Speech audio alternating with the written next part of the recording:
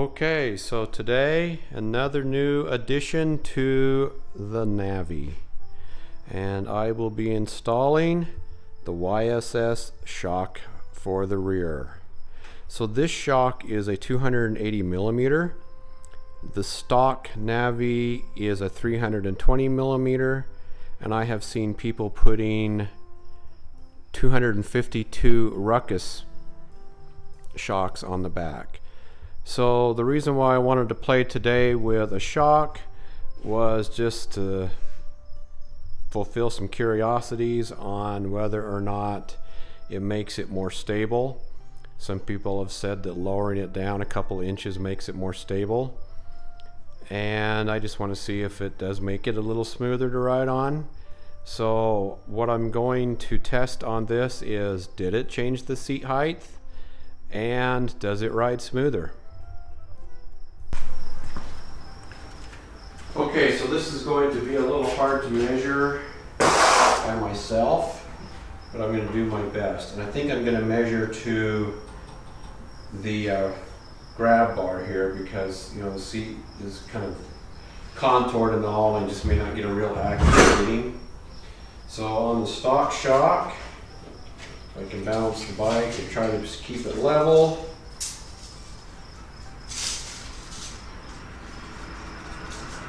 And measuring right to the bottom of the rail is 33 inches. I guess I could try and get a couple of other measurements here. So right in the curvature where the seat sits, it is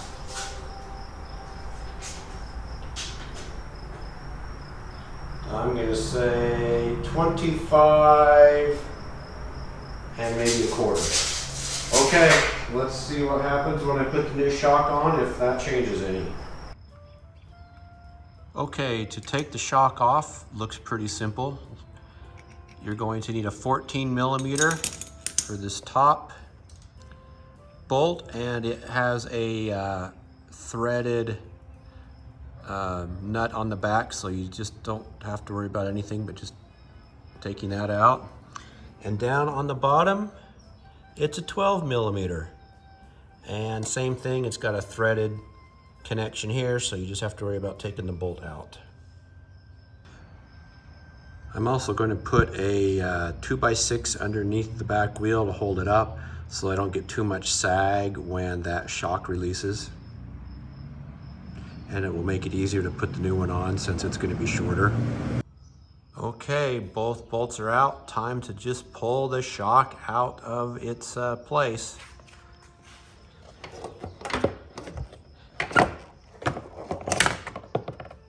Okay, that was pretty easy.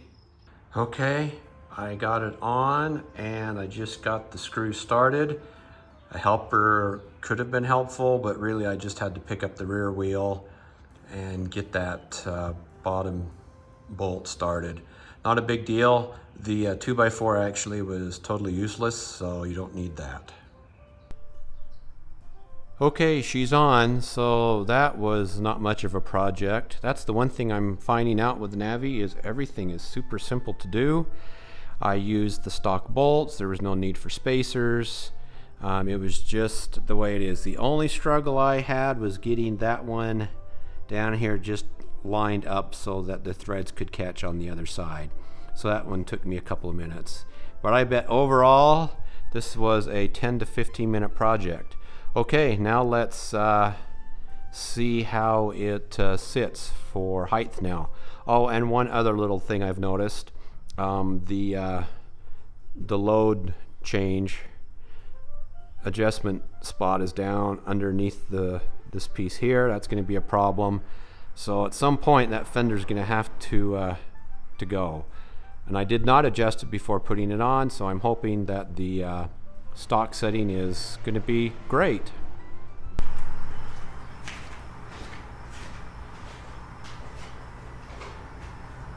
Okay, got the tape measure.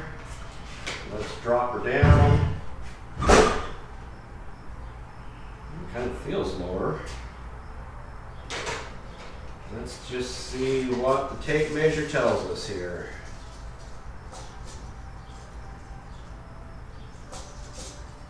So at the bottom of the rack where I measured before, it is now 31 inches. So it's dropped down 2 inches.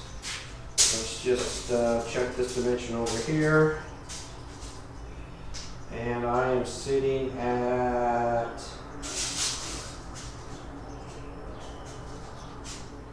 oh, come on, tape, work with me. Sorry, a little bit of a challenge here.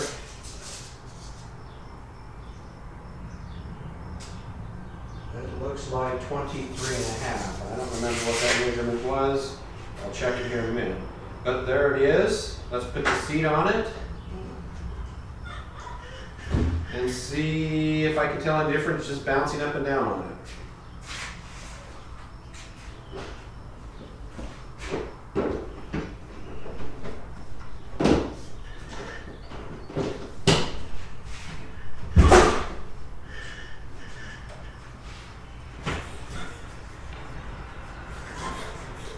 It definitely feels better, and it definitely feels like it's lower to the ground.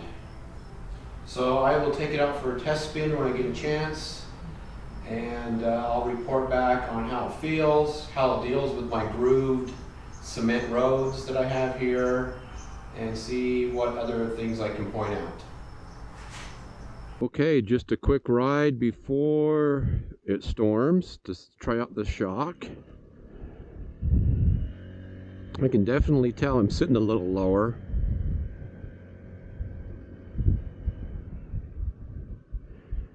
You know, it's not something you always want to do, but when you're trying out a new shock, you're going to try to hit all the bumps. So I guess I'll hit all the bumps.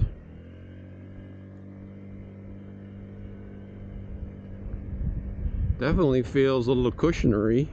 Cushiony? Is that even a word? Cushiony.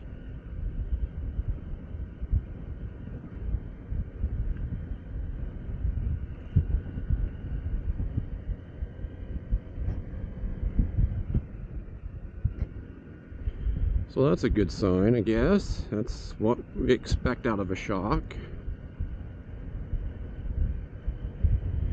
I'm going to wrap around the corner here and go up and get on to my lovely grooved road and see how it feels there.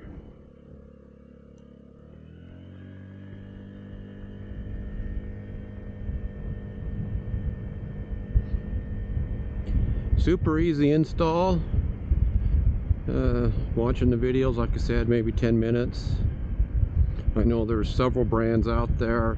I got this from Scooter Swap Shop, and I think I paid $65 for the shock, but with shipping and everything, tax, I think it was 80 bucks. I don't think that's terrible.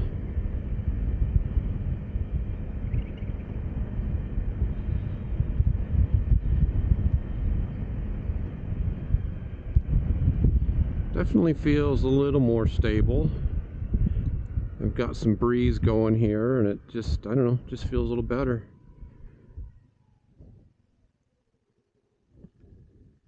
Yep, I can definitely tell I am lower to the ground.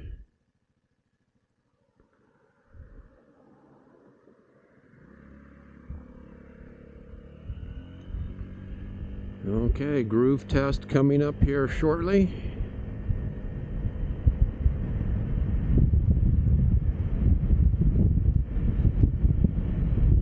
It definitely does feel a little more planted on the road.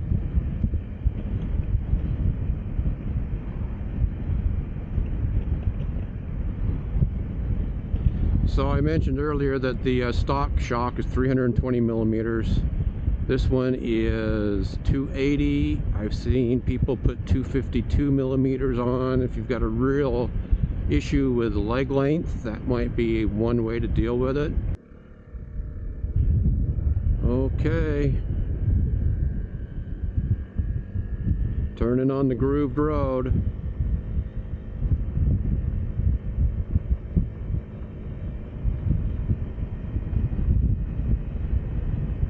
Well,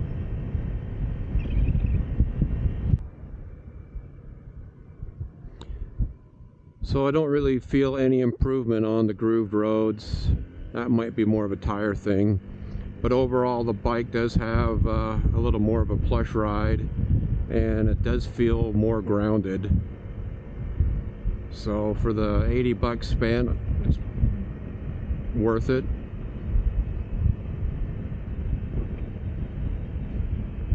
Again, one of those upgrades. Do you have to do it or not? Nope, absolutely not. It's just personal preference.